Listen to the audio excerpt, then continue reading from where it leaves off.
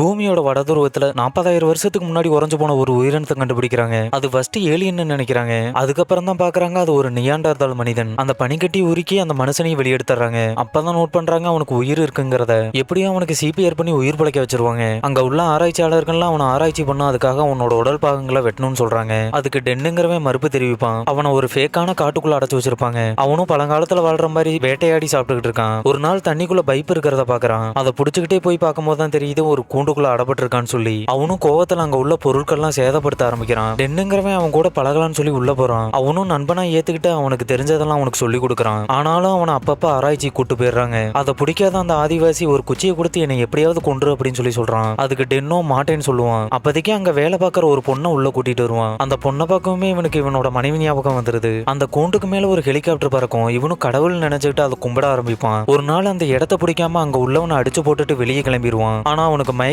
ஊசி போட்டு மறுபடியும் அவனை உள்ள கூட்டிட்டு வந்துருவாங்க. டென்னுங்கிறவன் இவன் நிலைமையை பார்த்துட்டு இவனை வெளியே பனிமலைக்கு கூட்டிட்டு போறான். அந்த ஆதிவாசி சந்தோஷமா இருக்கான். ஆனா அங்க உள்ள ஹெலிகாப்டர்ல தொங்கிக்கிட்டு மேல பறந்து போயிருவான். இந்த உலகத்துல வாழ முடியாதுன்னு தெரிஞ்ச இவன் அங்க இருந்து குதிச்சு அவனோட கடைசி ஆசையை நிறைவேற்றிக்குவான்.